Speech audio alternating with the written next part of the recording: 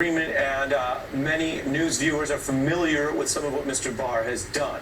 We documented, of course, how misleading he was on the Mueller report, and we did that from day one. When you look at the actual communications challenge, which is something you know about, what Chairman Nadler and others are going to try to do when they gather evidence that should be factual and under oath and all that.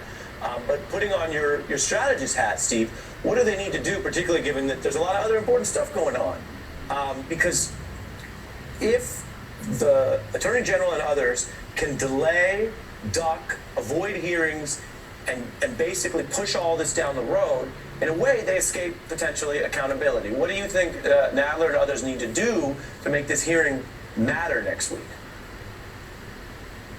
Well, the chairman needs to execute his oversight duties as the chairman of the Committee of Jurisdiction, a co-equal branch of government.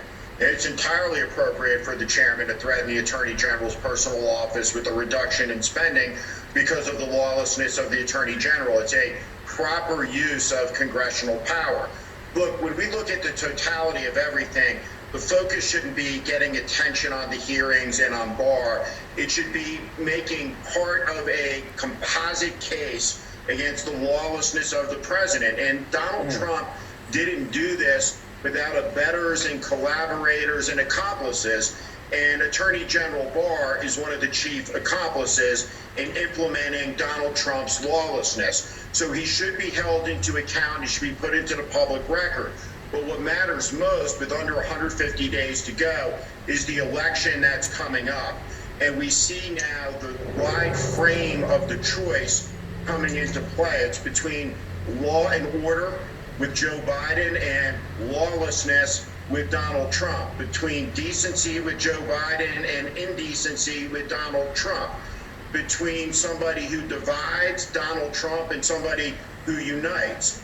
And so that framework for this election, as our economy is shattered with 40 million people out of work, coronavirus cases out of control in 14 states with over 100,000 dead, the bill is coming due for the reality show presidency. We see the tragic consequences.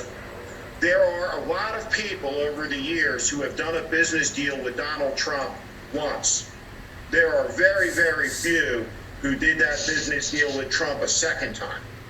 And that's what voters, some of whom vote Trump, some of whom voted for President Obama and then Trump, I think, are looking, saying, there's literally no one in the country except the Trump kids who seems to be better off than they were 4 years ago.